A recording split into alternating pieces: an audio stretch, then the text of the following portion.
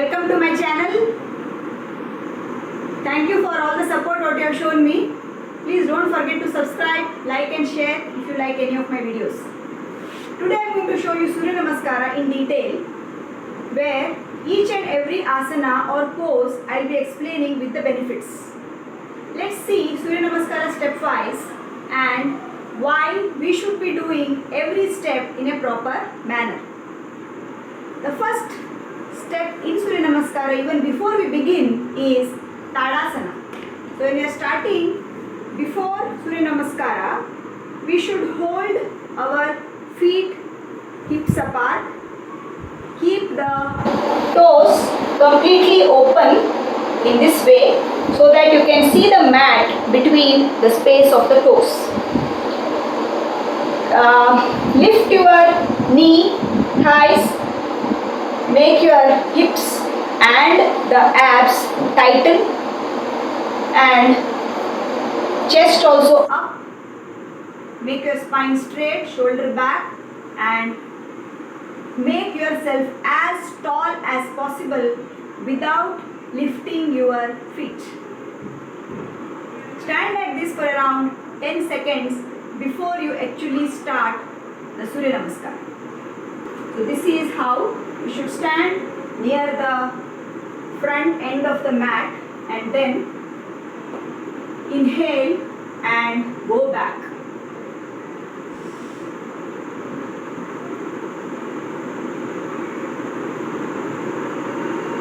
When we are inhaling and going back, naturally our knees will bend. That's fine. We will bend our knees little.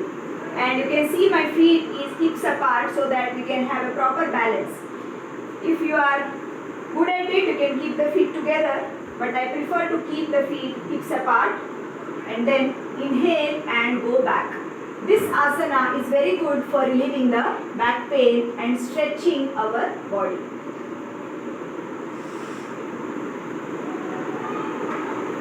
Then we are bending in the front. You see how I am bending. With exhalation, slowly bending, and then place the feet, your palm beside the feet. So this is how I am placing. And then pull your nose towards the knees. Then the main mistake generally what people do is after the stretching back, they will just go like this. No. Our hand should go later, or it should go with our torso. So this is how we are bending. Okay, so exhale and bend so that our whole upper body is bending in the front and then going towards the knees. If you are not able to touch the nose to your knees, you can bend your knees little so that you will feel comfortable.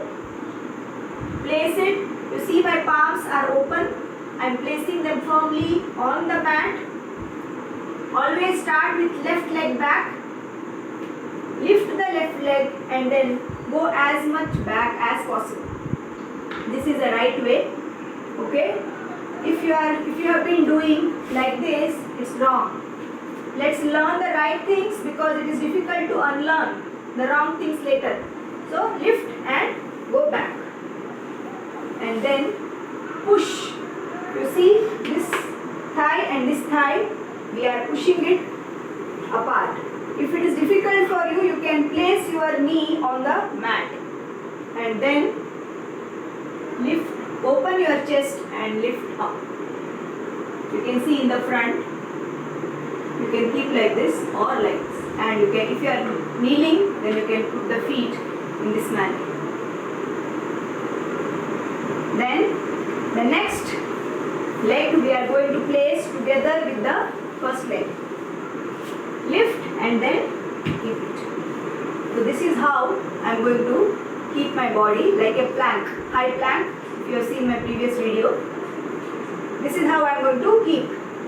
From here, the next asana, place the knee, keep the feet in this way and then bend with your chest down and chin should touch the mat or ground.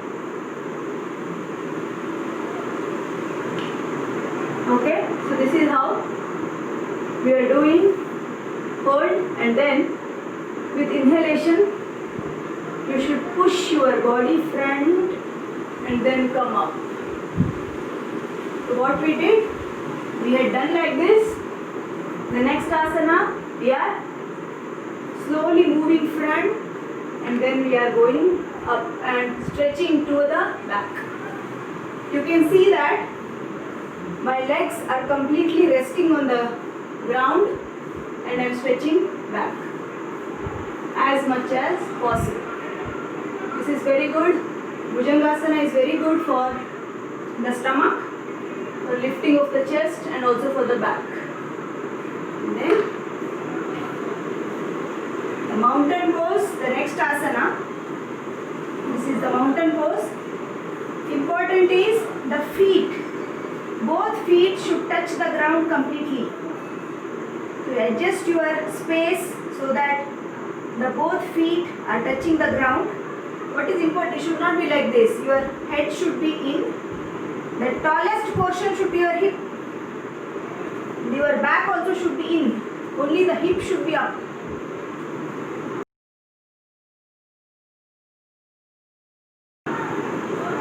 Then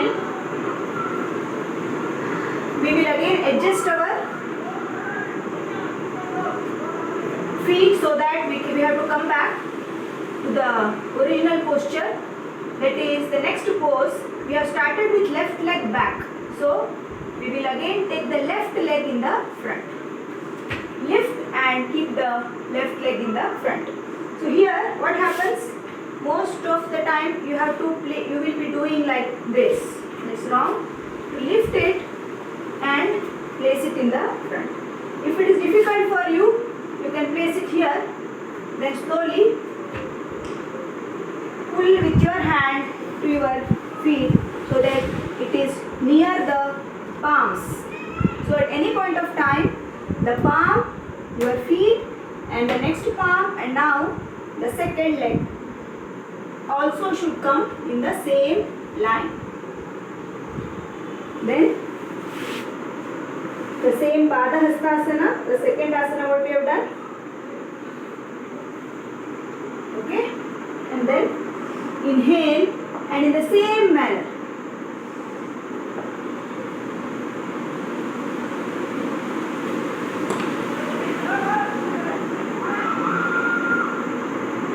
this finishes the first part of set 1 with the left leg. We have to do the right leg one also. Let me show you real quick how we should be doing. Our concentration, mainly what mistakes we shouldn't be doing is that feet very tightly firmly on the ground. Start with Tadasana pose.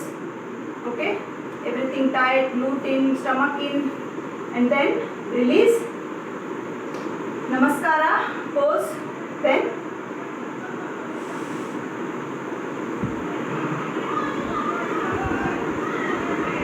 this time right leg back.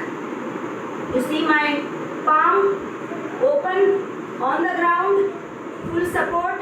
Then lift, go back, arch, and then make the other leg go near the first one. Make your body like a straight line, like a plank. Then touch. You see the feet is completely on the ground, it's not on the toes. Touch only the chest and the chin in the front.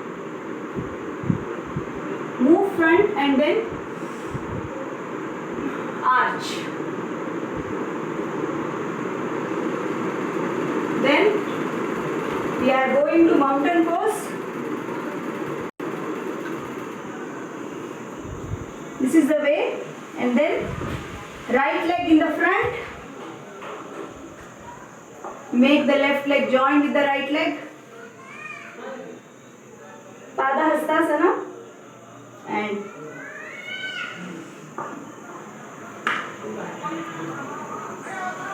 Namaskara pose. Let's not underestimate Surya Namaskara. It has its own magic. Asana can replace Surya Namaskara. It is not a workout. it's a warm up, and one set of Surya Namaskara means one with left, the other one with right. We need to do at least 6 in a day, and out of them 4 sets we can do little quick, and the last 2 sets if we do with each asana holding for 10 seconds, that itself is like a ab and a whole body exercise. So let's give tribute to Surya Namaskara, right way, right posture. All the best.